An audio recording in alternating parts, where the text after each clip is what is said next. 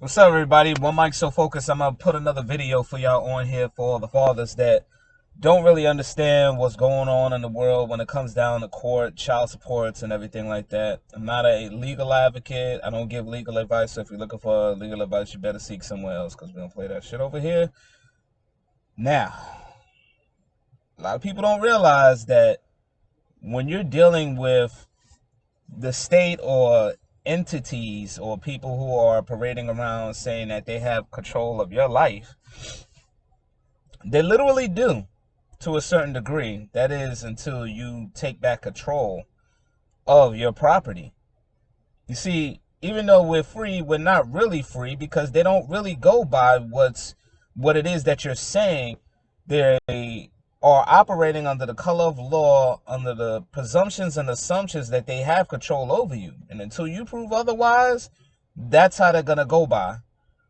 And when it comes down to having proof that you are in control of your own property, that you have a claim to, it's all about that paperwork because the pen is mightier than the sword. If you don't have anything proving that you have proof that you have control over your own shit and you're capable of handling your own affairs and you don't want any other public outside interloping inner fucking interference in your life, you gotta have control of that shit.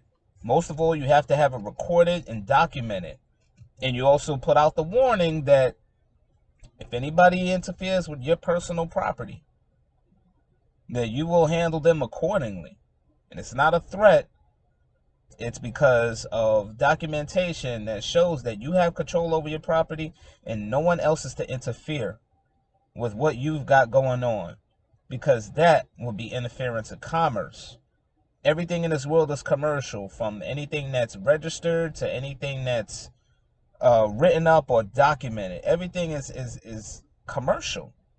It's commercial. It's a matter of money. It's mostly banking.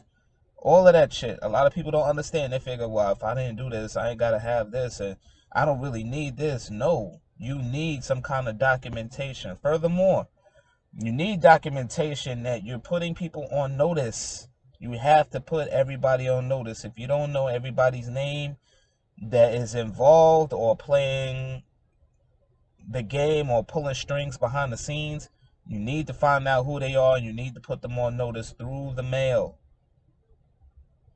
Um,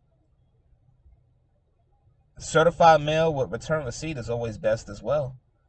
You know, you want to put them on notice. You want to let them know who you are, and you want to also let them know how they're coming, and you also want to let them know what will be done if they do not stop anything that you know that you have a part in, because that would be interference of commerce. If somebody just comes in there and you're working on something and they just come in there breaking shit up and you didn't put them on notice, the first thing they're gonna say is they didn't know.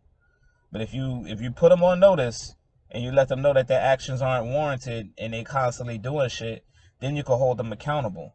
Once you hold them accountable, you don't necessarily have to sue them. They have certain things set in place, just like car insurance. If somebody bangs up your shit and they say, hey, you know what, we don't care about this, you don't sue them because they have a certain forms of immunity. And if you have a claim to that and they damage your property, then you have to be compensated. And that's why they operate so that way they don't get sued personally. You can't sue them personally. You have to come at their insurance company or who insures them. And one of those ways to do that is through risk management. Put risk management on notice and you let them know how you're coming. If they withhold information, then you take it a step further. You go after whoever's the head of risk management. You pursue them for the damages on that claim that you have to your property. If you haven't claimed it, you better claim it and you better have it recorded somewhere, and you better let them know the consequences of interfering in your business if they so happen to get in your business that you don't want them interfering in. You hold them responsible, equally and financially responsible. That's why I always say, go by your paperwork. If they don't want to do it, then you go after the next person who's ever on the chain up the ladder.